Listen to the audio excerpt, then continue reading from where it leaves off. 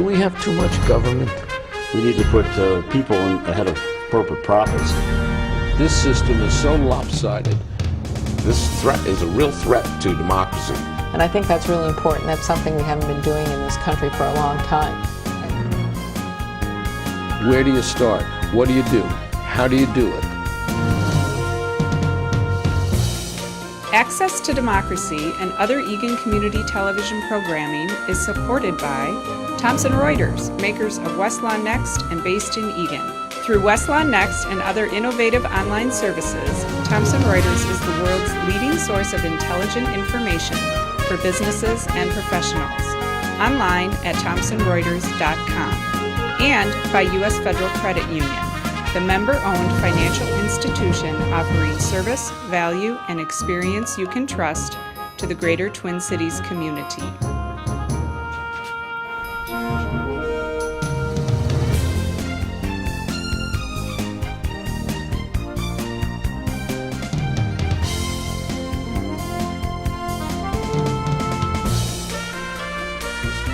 Welcome to Access to Democracy.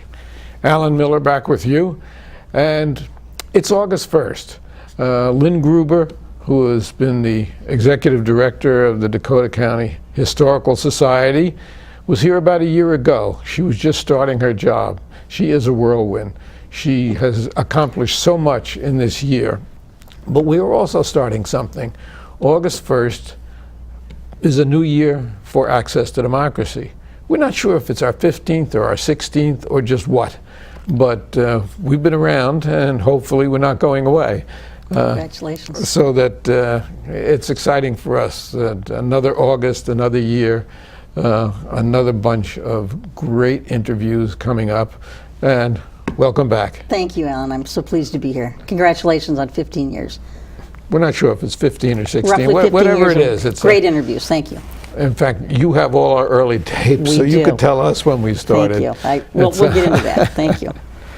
Okay. So much has happened with the Historical Society in the 1 year since you took it over. So why don't you tell us what's happening? Because it was like a static organization, and all of a sudden, things are really in a whirlwind. Thanks for noticing that. I was challenged when I was hired a year ago to bring the Dakota County Historical Society to the next level.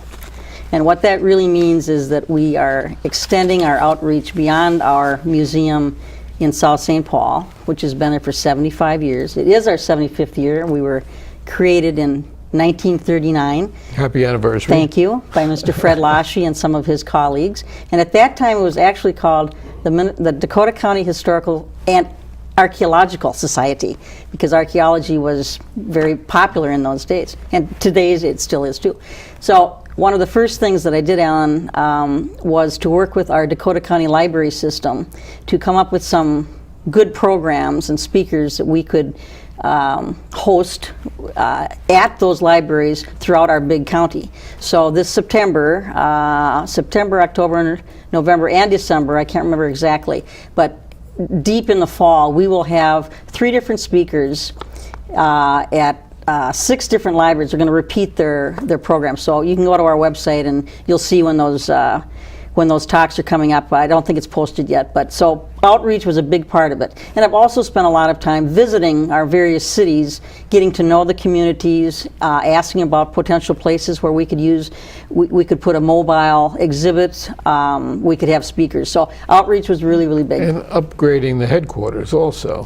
Yes, indeed. If you come and visit the Lashy Museum, which is in South St. Paul, just above Concord Street, you'll find that we are kind of clearing the big hall, which has a marvelous painted mural on the floor of the county. We'll show you a picture of that in a few minutes. But we're also changing out displays more frequently than we used to.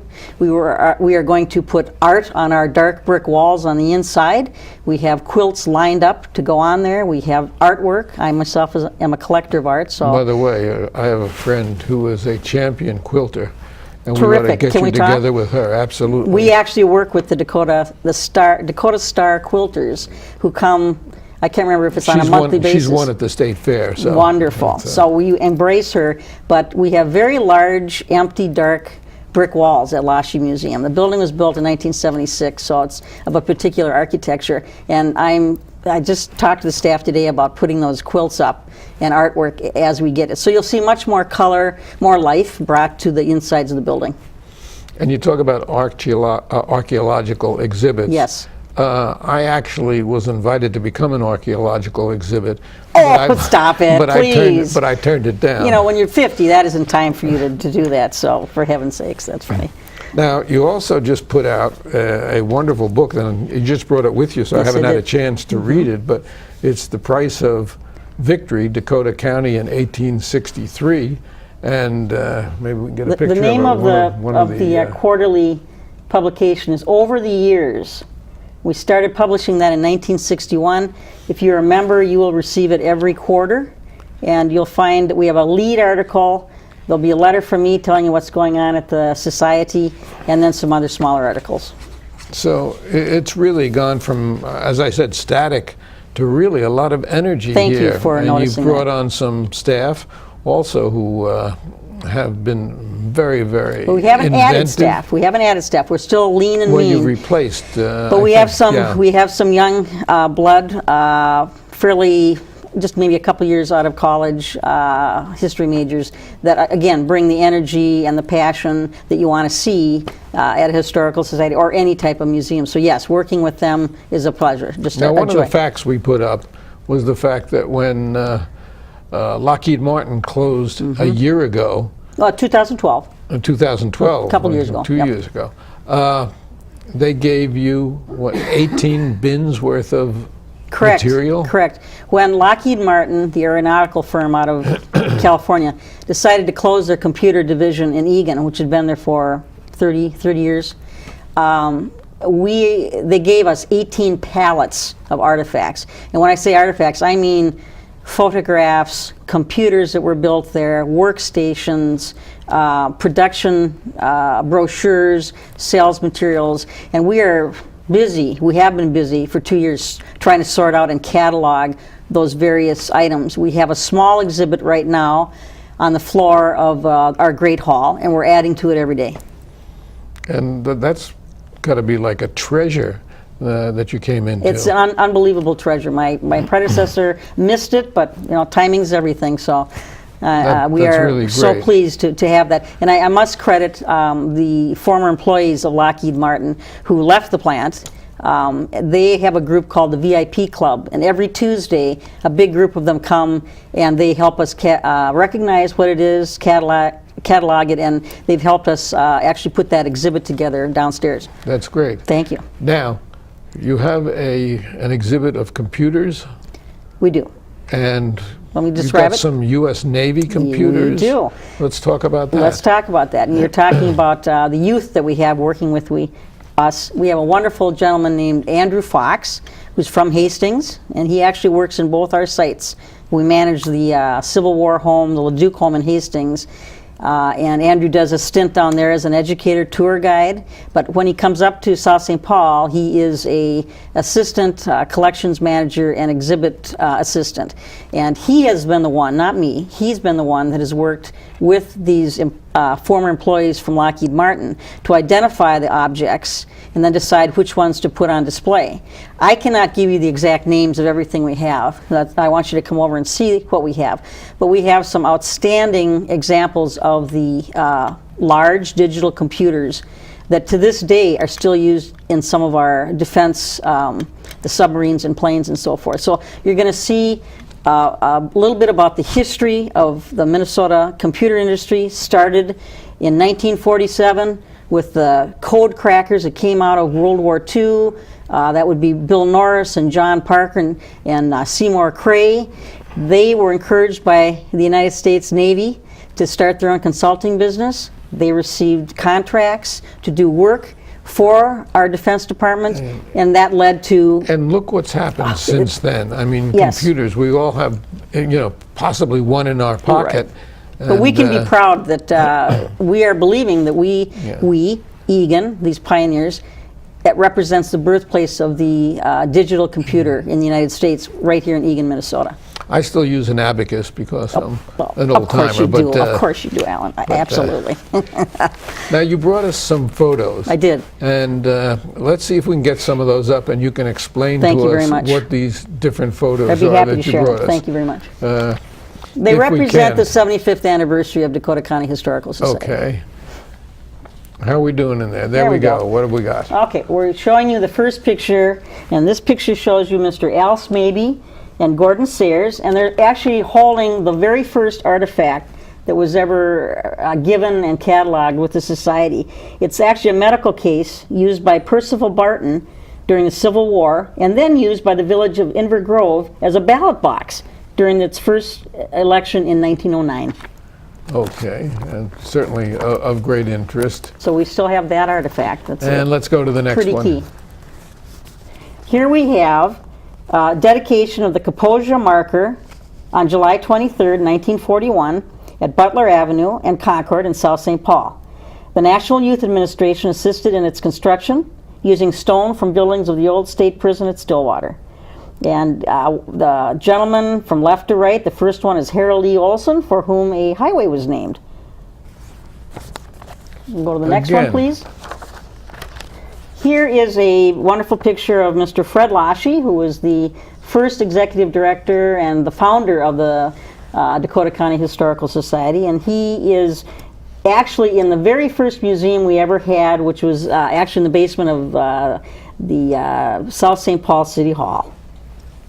Next. Here's a nice picture. This indicates the reinterment of Dakota remains which were unearthed in South St. Paul in the summer of 1958. And we have to remember that among the very many pluses that we have in Dakota County, we have a big negative in the fact that it, in Mankato, was the site of the largest execution Yes. in the history of the United States, when several hundred Native Americans were executed at the end of, around the end of the Civil War. I'm going to correct you just a titch. Both sides, this is the war of, which wasn't a very long war, but it was 1862, and the Dakota folks, led by Little Crow, were very upset about the provisions that were not being given to them as promised by the federal government, and so Little Crow and other Dakotas raided the pioneers that were there. So many, I believe many hundreds of Dakota warriors and, of course, white settlers were killed, and I think about 38 at the end of the day, after having captured hundreds of Dakota warriors. I believe President Lincoln decided that 38 of them, the lawyer that he is, after he read through the archives, 38 should be hung, and were hung in Mankato. At the last minute, he pardoned one. He did. That is absolutely true. And we've never had a mass execution in this country. So you're correct on that. And it's kind of shameful, but it is what it was. It's a part of our history. So, We have to accept it and move on. Next. Here you see the first page of the first edition of Over the Years magazine, which, as I said before, is a quarterly publication that you will get it if you're a member, and it will normally have one big lead article and then news about the society and smaller articles. And the first year we published the magazine was in 1961. And There is a website also where you can go and find out about membership. And may I say it? It's www.dakotahistory.org. And what does it cost for a membership? If you're a senior, it's $20 a year. If you're a single person, not a senior, it's going to be $30 a year. Household, $50. Well worth it, because we have lots of programs, publications, museums. As it's burgeoning, it's probably a great time to get on board Thank early. you. It's our 75th anniversary. I'm going to make this plug. I promised the board we'd bring on 75 new members. So if you're not a member, please join. Okay. Let's have the next photo. There we are. Here's a picture of Mr. John Acosta. He's a renowned artist, actually, and he is pictured painting a very large mural of Dakota County, which is on the floor of the Great Hall. And I won't tell you what it looks like. I want you to come in and see how he has depicted the county with the various historic spots, and all the cities are there. I believe that prior to the passage of the Legacy Amendment and the Legacy Grants, whatever preceded that, John was awarded a grant to do the painting. So it's a marvelous, wonderful painting that you really should come and see. I have to mention that all of these pictures that we're seeing right now, we got at the last minute, and thanks to the very proficient Yes. technical staff Bravo. of Egan TV, without whom we would be lost. That's right. We were able to show them all. As a matter of fact, last Monday we did a special at Cedar Vale Lanes on bowling, and it's up now. You can see it, and it's really very interesting. Wonderful. With Scott Pohl, the local bowling professional, and a young woman by the name of Emily Janish, who is a senior at Sibley High School and was on the winning state team, and she's now become a national bowling competitor. Terrific. You have a very talented staff, and we really appreciate what they've done with these pictures. And just as talented are the volunteers who are all around us, and without whom we wouldn't be doing No, this you now. wouldn't be doing that, absolutely. Let's go to the next I photo. think we're almost done here. What you're seeing on the screen is a site of where our museum was going to be built, and it is owned by Dakota County. So you're seeing the site before the museum building was built there in 1978. So if you come now, you'll see I'll call it a dark brown brick building with copper on it and so forth. And it's not much on the outside because all of our treasures are on the inside. So that's on. That's right in South St. Paul, across from City Hall. And next we have, I think we have a few more. Yes. Okay, this is the picture of the cover of a 400-page book about Dakota County in the 20th century. So you know, it was commissioned to celebrate the county's 150th anniversary. So Dakota County became a county, one of the original 3 counties, if I got that right, 3, in 1849. So this is a wonderful book, Which great was even pictures. before statehood, because It we was only before became statehood. a state in 1858. Thank you, Alan. That is a very important fact. There you Next, go. what have we got? I think we're done. I think that's that all it? of our. No, we might have 2 more. Wonderful. Here's a lovely picture of the wonderful Leduc Historic Estate in Hastings. In 2005, we were approached to manage the home, to give tours and have teas and do all kinds of things with the City of Hastings. The City of Hastings now owns the house. Originally, it was donated to the Minnesota Historical Society by an individual named Carol Simmons, who was an antique dealer. And Mr. Simmons was the second owner of the home after the Leducs. So if you want a wonderful time in Hastings someday, you need to come down on a Thursday through Sunday, catch a tour. We have, again, on our website, we have various events in the house. Just a visit to Hastings is a wonderful time. It is a wonderful it's a great time. Community. It's a wonderful river town. Okay. I I think think this we is our have last one one. more photo. There might be a couple more. This is a cute picture of a young Lashy. So Mr. Fred Lashy, who started the society. This is one of his family in 2007 when they had a reunion. This gentleman's name is Breck Bilbrey, and he actually, God love him, he was taught by his probably great-grandfather to wear those white gloves when you're touching artifacts, and he's holding up what they call a war club. So that's a wonderful depiction of how you really get into history when you are maybe 5. And is that the last of them? No, we got another Here's our last Here one. I we- think, not that we're rushing or want to get through these, but what you're looking at here, and it is the last picture, is showing a gathering of folks when we had an exhibit, a large exhibit about the closing of the stockyards in South St. Paul in 2008.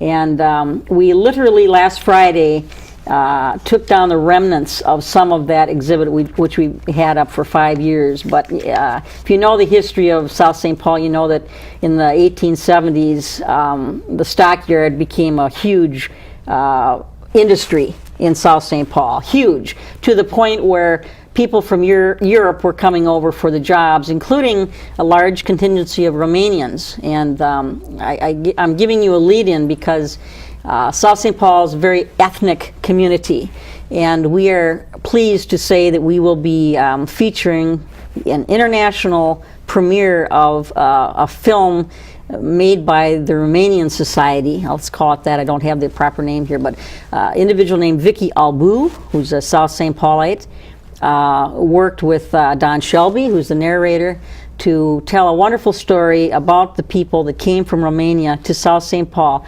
for the jobs at the stockyards. They thought they were going home. They thought that they were going to make $1,000 and go back home. Well, we always think that Chicago is the center of stockyards, but Right. the fact of the matter is they were huge here in South St. Paul Swift and in the Armor St. Paul, Companies, right. yes. And as was the grain, and That's right. these things that are disappearing little by little. That's right.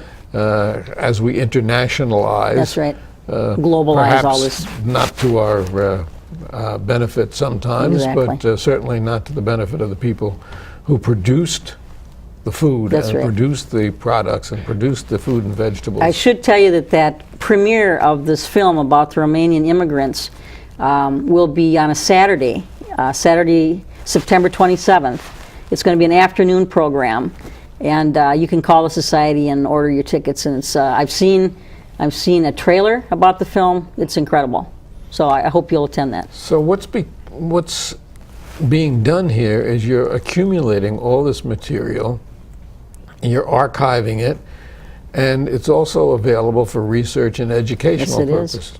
Well, let me tell you what we did with the wonderful collection of tapes that you were so gracious to give us last time I was here about a year ago. We gave you tapes, we gave you DVDs. DVDs, videotapes. I think we counted over 1,000 of interviews that you have done through your, at that juncture was 14 years, I think, of doing Yeah. this.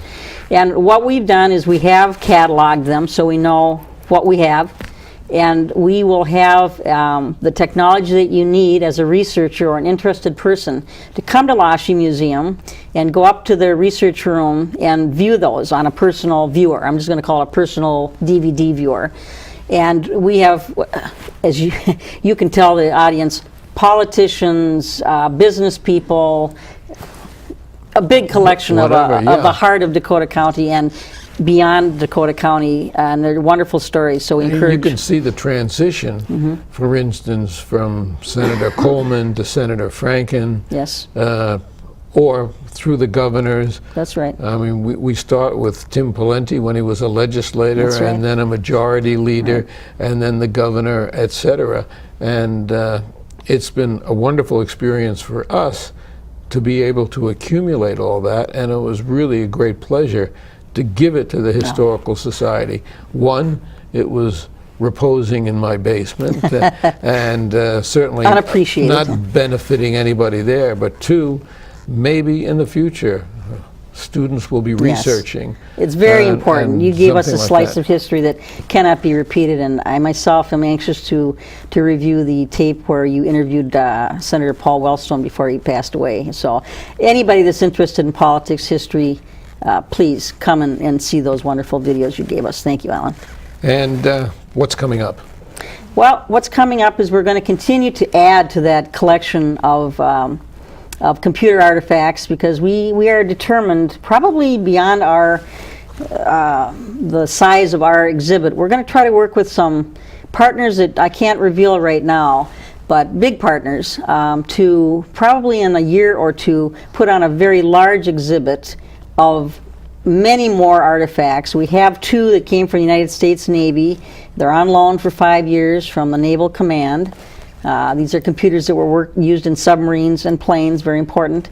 And we want to tell you that having spoken to a couple of 90-year-old folks that used to work as electrical engineers and pioneers creating these computers, they want us to put a stake in the ground to declare that Eagan, Minnesota, and parts of other St. Paul and whatnot is the true birthplace of the digital computer. And we're going to try to do that with a very special large exhibit to tell you about later. I can't give you all the details right now. And I don't know if you are aware, or maybe you have a copy of it. The city of Eagan put out a great historical DVD last year covering Yes. from the beginning. That's and, right. Yeah. That's right. And Can I tell you one more thing? And then Sure.